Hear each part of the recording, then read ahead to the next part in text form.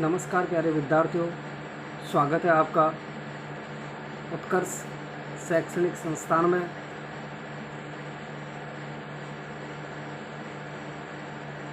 आज होली का त्यौहार है, सबको हार्दिक बधाइयाँ। मैं आज आपको विद्यार्थी के जीवन में अपने लक्ष्य भेदने का एक अनुभव है जो मैं आपको साझा कर रहा हूँ। प्यारे विद्यार्थियों,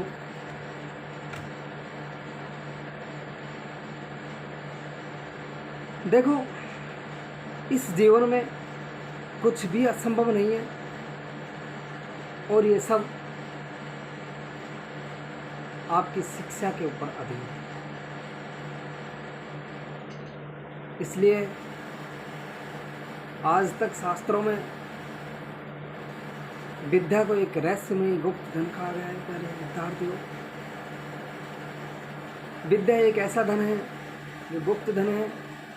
इसका प्रमाण हमारे शास्त्रों में भी उल्लेखित है।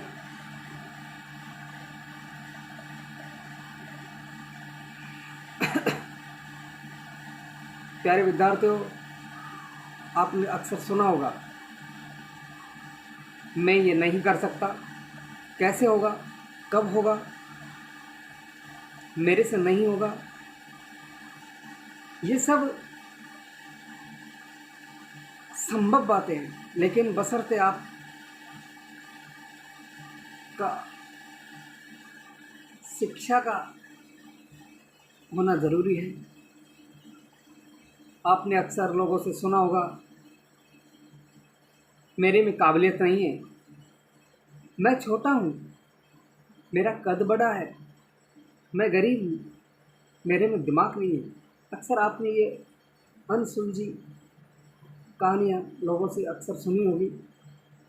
प्यारे विद्यार्थियों, मैं कहता हूँ, अगर आप में शिक्षा है, आप में काबिलियत है, आप में जोश है, आप में जुनून है, आप में जज्बा है, तो ये सब संभव है।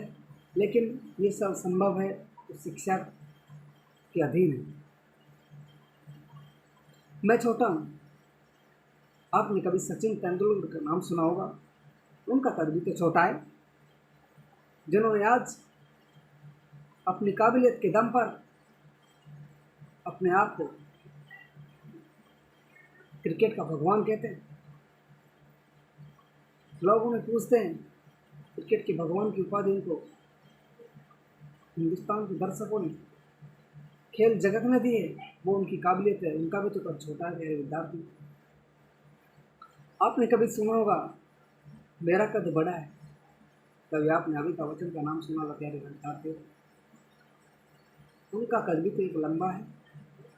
आज फिल्म इंडस्ट्रीज में उनके नाम का डंका बजता है।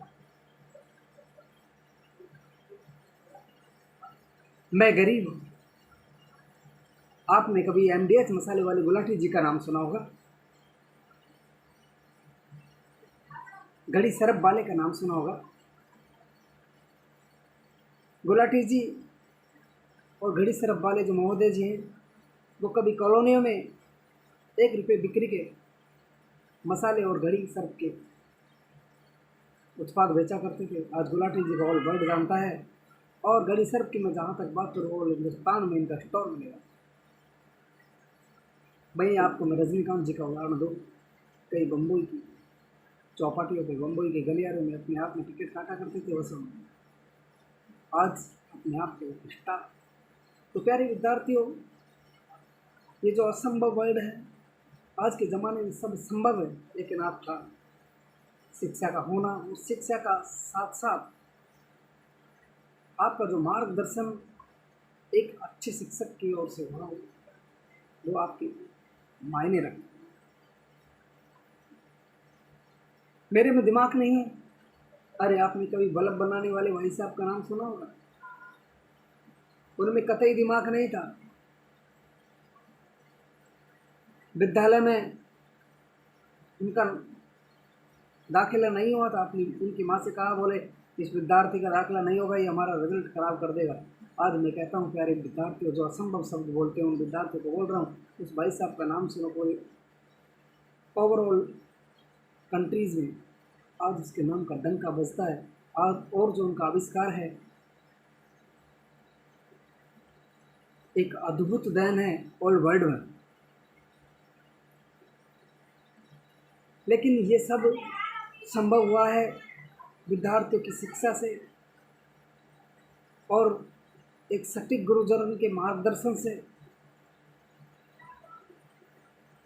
हमारा माध्यमिक शिक्षा बोर्ड इस बात को कहता है कि विद्यालय की छवि उसके प्रांगण में नजर आ जाती है। लेकिन प्यारे विद्यार्थियों, जब से मैंने यूट्यूब क्लास को ज्वाइन करा है,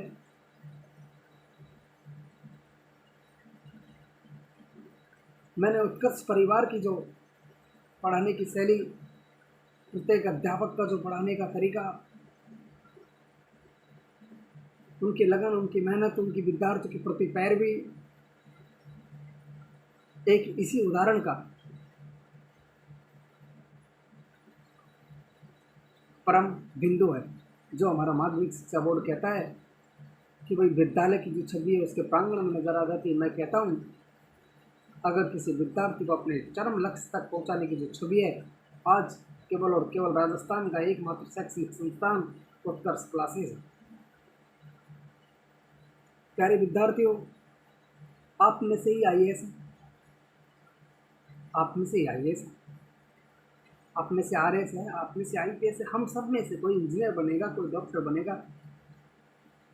प्यारे विद्यार्थियों,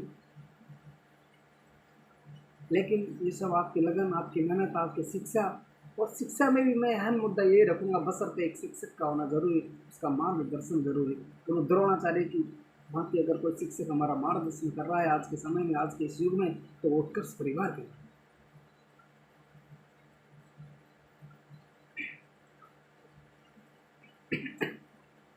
प्यारे विद्यार्थियों, मुझे एक कहानी याद आती है कि गुरु का मार्गदर्शन क्या होता है। प्यारे विद्यार्थियों, किसी गांव में एक पहाड़ी थी,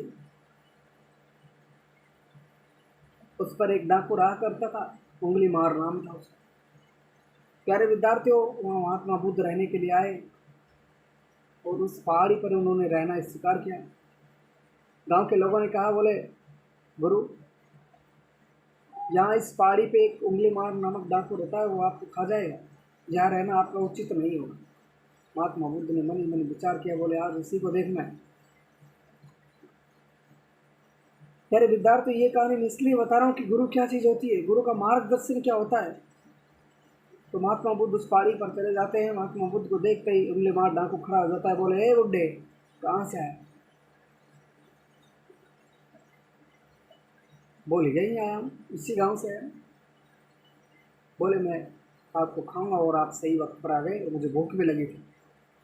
महात्मा बुद्ध बोले मैं तैयार हूँ, आप मुझे खाओ, लेकिन हे दैत्य, मेरी एक शर्त है, आप मुझे, जो आपके सामने एक बरगद का पेड़ है, उसमें से एक पत्ता ला करके दीजिए। उंगली मार देते तैयार हो गया। जैसे ही वो तैयार होता है, महात्मा बुद्ध तुरंत समझ जाते हैं, बोले ये कोई दैत्य नहीं है, इसको कोई बदलने वाला नहीं मिला, इसके विचार परिवर्तन करने वाला नहीं मिला, इसके हृदय में परिवर्तन लाने वाला नहीं मिला, इसको सही दिशा, नए आयाम देने वाला नहीं मिला। और ये तो मेरे तुरंत कहने से पत्ते तोड़ने जा रहा है। हाँ, कहीं ना कहीं इसमें बदले की भावना है, इसमें बदलने की इच्छा है, जागृति है, चेतना है। ऐसा सुनते ही जब वो पत्ता तोड़ कर खिलाया, महात्मा बुद्ध ने कहा, बोले राजन अब मुझे खाओ। ऐसा सुनते ही उंगली मार डाकू स्तब्ध रहे, सोचने लगा कि मैंने कभी किसी का कहा नहीं करा, मैंने किसी की तनिक भी बात नहीं मानी, और एक इस बुड्ढे की बात को मैं आज इतनी सहनता से मान गया। उसी समय से महात्मा बुद्ध का नाम बुद्ध पड़ता है, और उसी समय का एक प्रसिद्ध कहावत है, बुद्धम शरणागतम, बुद्धम शरणागतम। और वो उंगली मार जो डाकू होता है, उसका हृदय परिवर्तन हो जाता है, बाद में वो कहीं का शासक बनता है। तो प्यारे विद्यार्थियों, एक अच्छे गुरु का होना हमारे जीवन में मायने रखता है। गुरु एक ऐसी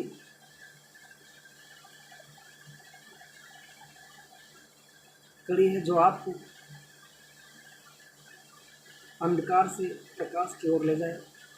तो प्यारे विद्यार्थियों, मैं ज़्यादा कुछ नहीं कहते हुए आपके जीवन में अगर आपको अपने माँ बाप को का काजल बनना है आँखों का, तो अच्छे शैक्षणिक संस्थान से अच्छे गुरुजनों के साथ अपनी शिक्षा लें, अच्छे लोगों का मार्गदर्शन लें, तब जाकर आप अपनी माँ बाप की आँखों का काजल बनोगे। और काजल अगर आपको बनना है तो काजल जो मेरे प्यारे साथी उसको भी जलना पड़ता है, तब जाकर काजल बनता है, तब जाकर यूँ काजल नहीं बन जाता, उसे भी जलना पड़ता है। प्यारे विद्यार्थी, तो आपको भी जलना पड़ेगा। आपकी लगन, आपकी मेहनत, आपका जोश, आपका जुनून, जज्बा एक साथ लाओ, अपनी चरम सीमा तक जाओ, अपने लक्ष्य को भेदो, अपने माँ बाप का इतिहास, स्वयं का इतिहास, अपने गुरुजनों का इतिहास, किसी शैक्षणिक संस्था का नाम रोशन करो, अपने माँ बाप का करो, स्वयं का करो। और मैं तो बार बार यही कहूँगा, शिक्षा का जब तक औचित्य नहीं है, जब तक आपका मार्गदर्शन किसी अच्छे गुरु, किसी अच्छे शैक्षणिक संस्थान से नहीं हो। और आज के इस युग में जो विद्यार्थियों की पैरवी कर रहा है, तो केवल वो उत्कृष्ट शैक्षणिक संस्थान कर रहा है। धन्यवाद प्यारे साथियों, प्यारे विद्यार्थियों। लेकिन एक शेर मुझे याद आ रहा है, वो विद्यार्थी जीवन में एक मोटिवेशनल है। जीते जी सबका हिसाब कर दूँ, ऐसी नीयत है मेरी, तू भी बता सफ़र है मंजिल क्या कीमत है तेरी। जय हिंद, जय विद्यार्थी।